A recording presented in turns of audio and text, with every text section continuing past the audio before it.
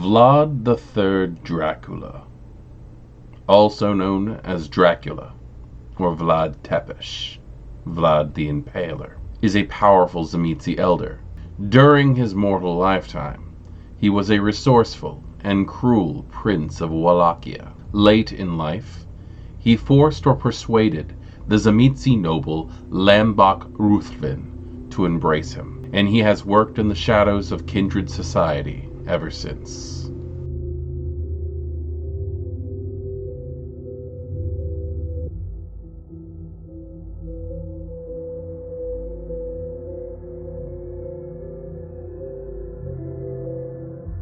Greetings, Kindred. I am Voivode Maquette, and welcome back to our World of Darkness and another World of Darkness bio. And at special request, we are going to be going ahead and doing Dracula. Probably the most famous vampire in the world. In literature written by Bram Stoker, Dracula has caused so many massive controversies. You have to understand that this was a book written in the Victorian Ages. In the Victorian Ages, everything was so prim and proper, and there were codes. There were guidebooks on how to date. This is a time of extreme genteelism. And the Victorian Ages released this book, which is nothing but a collection of diary entries from the people who are the subjects of the book. When you read that, you're reading something you're not supposed to, because they're private letters. They're writings to yourself. Reading somebody's diary was one of the largest taboos of all the Victorian Ages. And then you stop and think about the idea of what vampires are. It's penetration. It's the sharing of fluids. This was the pornography of the day. And Bram Stoker tried to, this was a play, this was a book. This man who had devoted himself to entertainment because he worked on stages. I don't want to get into Bram Stoker. Perhaps I should do a biography on Bram Stoker himself, but this is focused on Dracula. Without Dracula, we would not have the shadowy figure of the Nosferatu, because that was a legal dispute on whether or not they could make a Dracula movie. But again, I don't want to talk about the historical Dracula. I don't want to talk about the amazing backstabbery and insane methods that Bram Stoker's estate went through to suppress anything that had to do with it. I want to talk about the character, Vlad Dracula, located in the World of Darkness.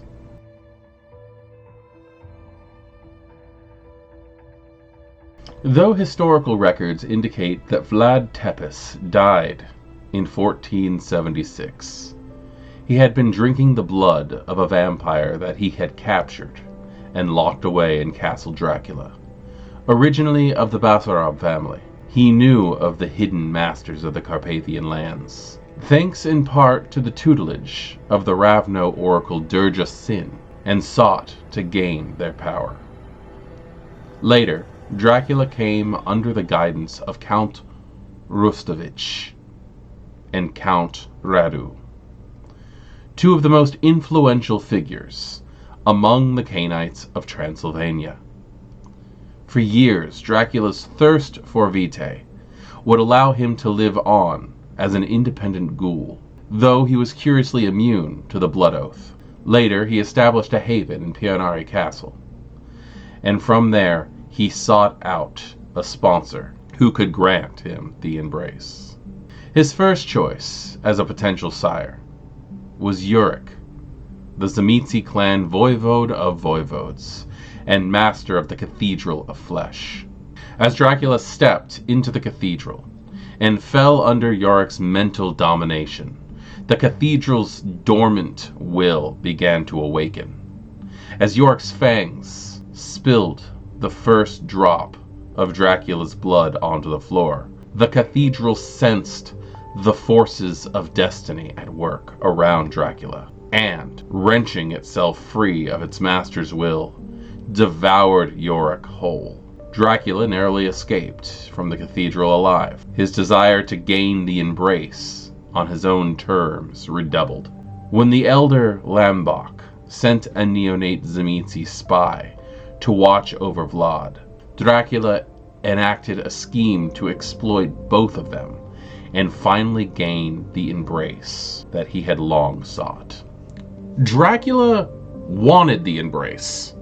Dracula knew about Kindred and how they worked in the background of politics, and he thirsted for that power. He was a ghoul. He was immune to the blood oath.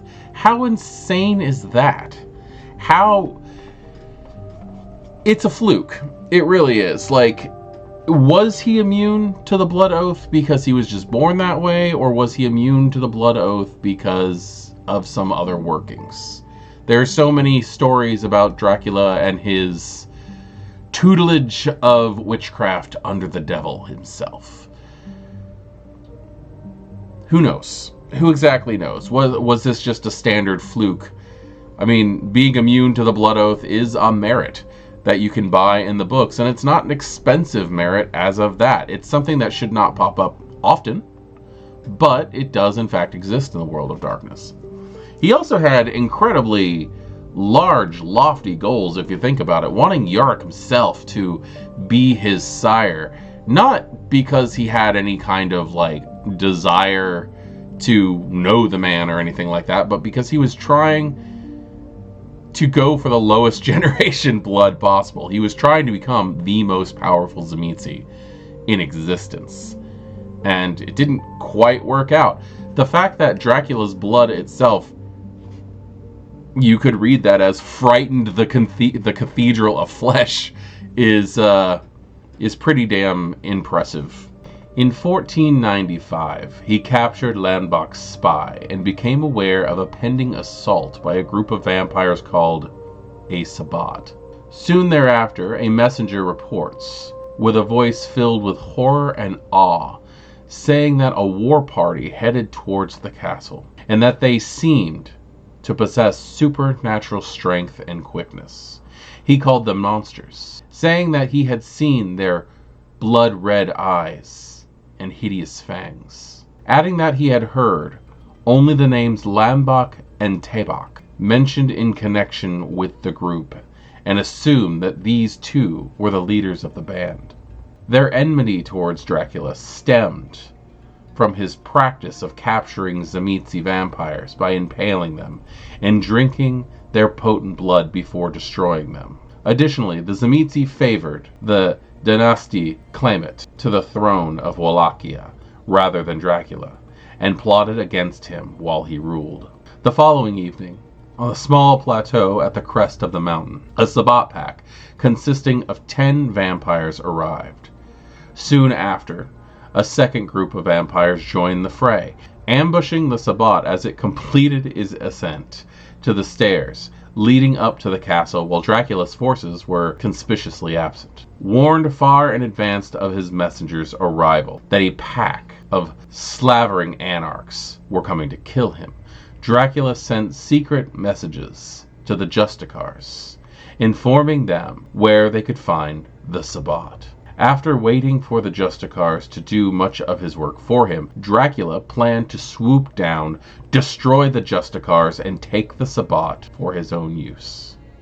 The Camarilla Kindred were comprised of 2 Justicars, Mistress Fanchin and Milov Petrikov, and 6 Archons, led by Lucita de Aragorn. In battle, the Camarilla vampires clearly had the advantage over the poorly organized Sabbat. As the mortals watched, 3 of the Sabbat pack went down under the disciplined assault by the battle-hardened Archons. The Gangrel Justicar proved particularly formidable in combat and brought down another member of the Sabbat, rending that unfortunate individual in half with his claws. Without warning, Dracula's forces rode out from the castle, swinging their mounts around to assail the Camarilla forces from its flank. The battle changed course almost immediately as the Sabbat enjoyed an unexpected reprieve. Dracula lived up to his reputation as a ruthless and skilled warrior as he severed heads, lopped off arms and legs, and used his steed to trample his enemies where they fell. Although the Justicars and Lucida escaped the carnage, fleeing from the battle after it became clear that they had no hope of surviving otherwise, the rest of the Camarilla's forces fell to Dracula and his troops. Two of the Sabbat, Lambok and Tabok, were literally run through with wooden pikes and carried immobilized, but still conscious, into the castle. Vlad managed to escape the manipulation of the Tzimisce and held on to his throne through Lambok's apparent incompetence. His vampire prisoner was one of Lambok's spies, but now Dracula had Lambok and his more potent pack leader, his sire, Tabok. 2 nights after the battle, Dracula gave Lambok a choice: embrace him and forswear any further contact, or die. The cowardly Lambok agreed. Watched over by a few faithful servants, Dracula forced Lambok to embrace him. Dracula then turned on the defenseless Sabbat leader and diablerized Tabok, as the wily Dirge of Sin had told him. Interestingly, Dracula remained true to his word, allowing Lambok to go free, but threatening him to never challenge him. Dracula then retreated to Berkow Castle, near Bistrita. Enlisting Count Radu's aid, he forced the Tzimisce anarchs into submission. After convincing them to enter the bonds of Valdery with him, he led them on nightly crusades across northern Transylvania. His first nocturnal crusade achieved some nominal unity of the Tzimisce anarchs, allowing him to become the first Tzimisce voivode of the Transylvanian Sabbat. In the years that followed, Dracula played the Sabbat and the Camarilla against each other. Just as his father betrayed Sultan Murad to aid Emperor Sigismund, he mastered the rite of Kuldunism, even as he uncovered the secrets of thaumaturgy.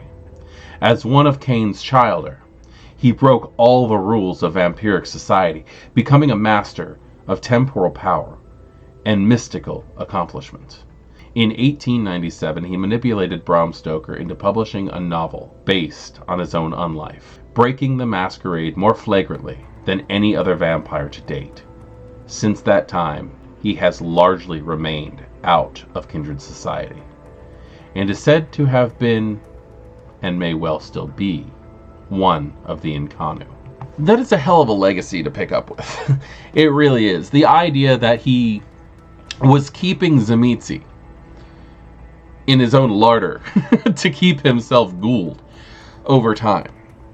He fought with the power of a monster. If you think about it, the idea of him basically setting up a double cross so that when the Sabbat pack came to get him, there would be Archons waiting was incredible. And then, what does he do? He swoops in and saves the Sabbat, only to force Lambok into embracing him. That's pretty damn impressive. You gotta give it to that man. Anybody in the world of darkness who takes hold of their own destiny like that is impressive.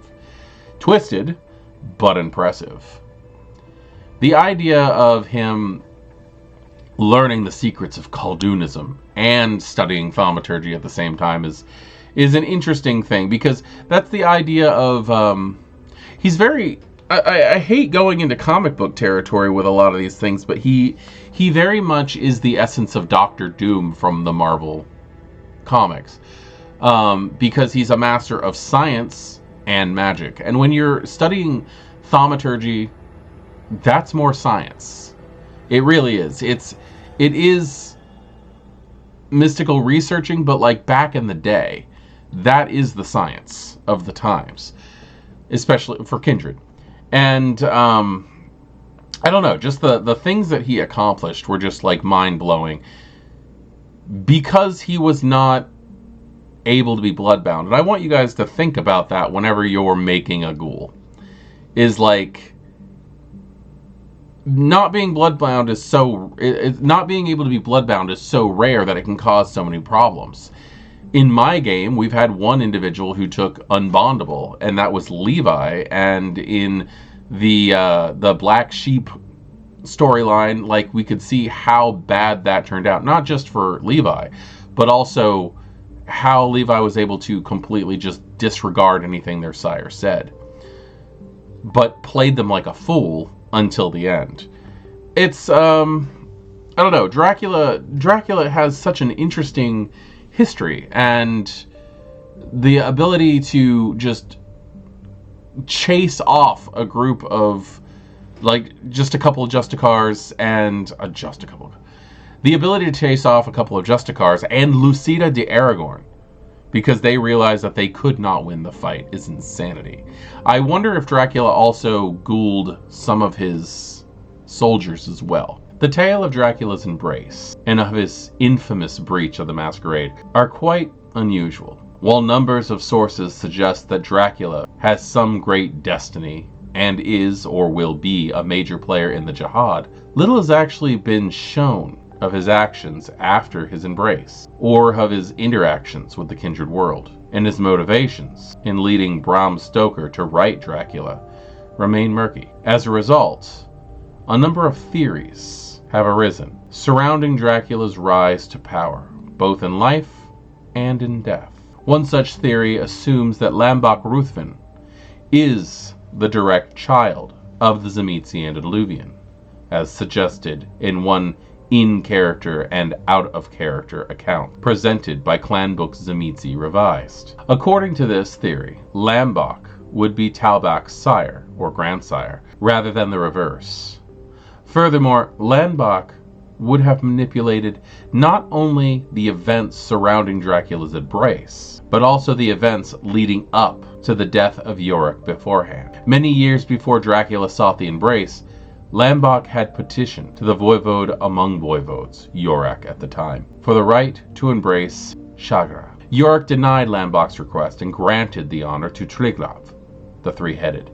However, the revised clan book specifically stated that Lambok would never forget that slight, and its repercussions would certainly echo down history's corridor. An extrapolation of these facts suggests that, as a fourth-generation vampire, it might have been Lambok's interference that caused the cathedral flesh to overcome Yorick's psychic violation and devour the voivode of voivodes.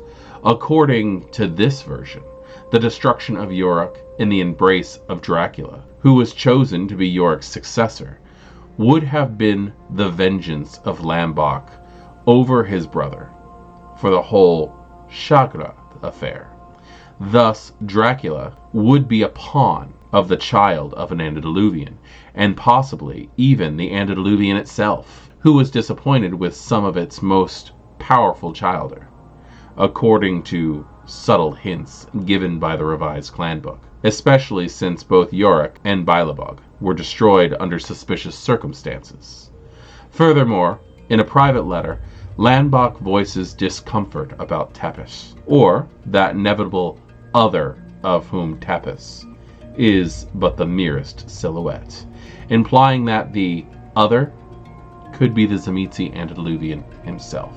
This theory is predicated on assuming that the accounts presented by the revised clan book are correct, even though it contradicts out-of-character statements elsewhere that explicitly name Tybok as Lambok's sire and places Lambok in the 5th generation. Furthermore, it assumes that Lambok's true personality is that of a skillful, subtle, and strong-willed manipulator, which would contradict every source that has ever described his character and temperament, as well as Lambok's assessment of himself to other Cainites. However, it should be noted that these out-of-character statements have been known to be dubious and unreliable sources of information, especially in the cases of children of the Inquisition. With everything going on, that crazy mess of who is actually whose sire, is Lambok a coward and useless as he seems to be, just happens to survive because possibly the Antediluvian is using him as a chronicler of the end times? Or is he actually a master tactician and planned everything, from Yorick's death by the cathedral to Dracula's embrace himself. Is Dracula possibly an avatar for the antediluvian? Is the eldest planning on using the body of Dracula? Who knows? There's a lot of conflicting information in Vampire the Masquerade, in the World of Darkness in general. And when you get down to Dracula, there's just more conspiracy than there is fact. In Beckett's Jihad Diary, Dracula mentions that his sire is in Paenari Castle, and apparently unable to leave. However, Lambach was clearly seen in New York City, and later on the Cayman Islands, in the company of Prospero. It is unknown if the source of this information was mistaken, or if that means that Dracula's sire was someone else entirely, possibly the elder Lord Ruthven, or even that someone could be posing as Lambach and fooling the one he presumes to be his child. Unfortunately, V20 is the last we hear of Dracula thus far. The new Vampire the Masquerade 5th edition timeline has been out for quite some time, and we don't really hear anything at all about what's going on with Dracula, which kind of builds on to the legend. Is he part of the Incarnu? Is he still working in shadows? Is he attempting to just stay out of the limelight? Who the hell knows exactly what Vlad Dracula could really be attempting in the modern nights? There's so much back and forth with this character, and I gotta say, he's probably the vampire I forget to even think about the most. Not because I don't have any respect for him, but because he is everywhere. I don't think about time much because there's a clock on the wall. You know, it's one of those situations. Dracula is everywhere. I even have an NPC that uses the Dracula look and moniker in my games that I use from time to time, because it's so flippantly an affront to the Masquerade that it's completely switched around to the other side, that if you're acting like a Dracula, then you're obviously not a real vampire.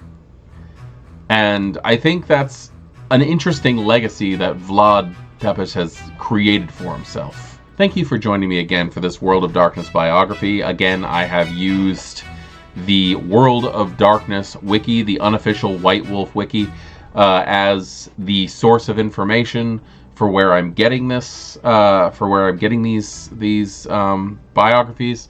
I would also like to thank Mr. Fox for suggesting this character to do, because truthfully, I just would not have thought about him. I do think that I am going to do a side shot video on this about the Sword of Dracula and possibly Renfield himself, simply because those are interesting facts about this character that really didn't add to his personality, but I feel should be represented in some way. If you are interested in helping out this channel at all, a like and a share and a subscription goes a long way for this channel, simply because the more we grow, the better we do, the more I can do, and the more I can devote to this. If you want to go above and beyond and help out, please consider our Patreon. With just $1 a month, you gain access to videos early. When I have the chance to set them up, again, the more I have, the more I can do. And yes, thank you very much. I am Voivode Maquette. This is our World of Darkness, and I look forward to seeing you guys in the next video. Good evening.